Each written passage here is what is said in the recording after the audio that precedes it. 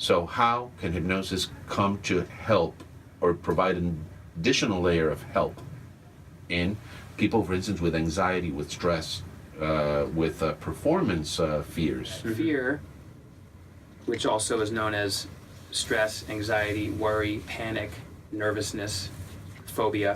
Fear is the subconscious mind, that's the emotional part of our mind. That's the subconscious way of protecting us from perceived danger. Now, whether it's real or imagined, it's perceived. So if someone perceives that they're going to crash when they get on an airplane, let's say, even though they know that's not going to happen, then they're going to react with fear to motivate them to avoid getting on the plane.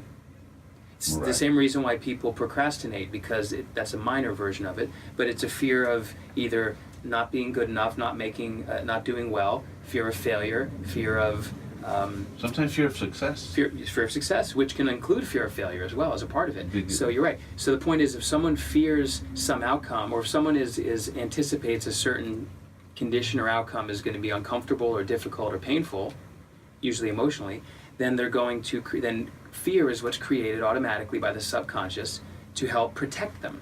So we always say, look, don't beat yourself up because you have anxiety or you're afraid, even though you know that you really should be calm about things.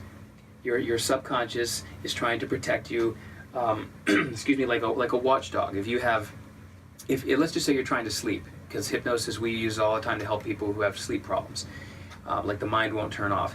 Let's just say you're trying to sleep, Waldo. You're in bed, it's nighttime, and then you have a dog down at the front door barking incessantly, waking you up. You can't go to sleep because of the dog barking. Why does the dog bark? Because it hears a sound outside that you know is just the wind.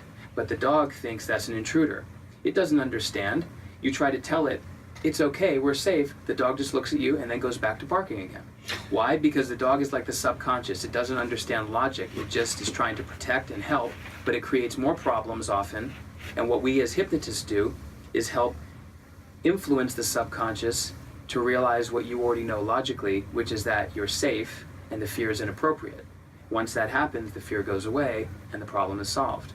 So what I want to also mention for those out there thinking they can't be hypnotized, they might say, wow, now I'm not afraid of hypnosis, this is great, but I don't think I can be hypnotized. Maybe I'm too smart, or maybe I'm too headstrong. Those qualities actually increase the hypnotizability typically.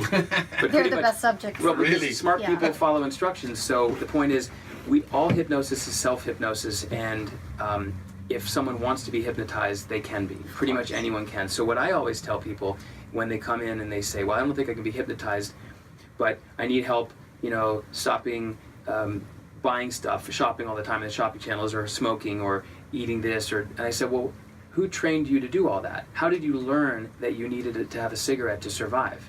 So the point is, people have already been hypnotized. Hypnosis is simply a state of accelerated learning where we accept information. So what we do is we're really de-hypnotists. We help snap people out of the trance they've been living in Right, the program and that wake they've been them up. under. Yeah.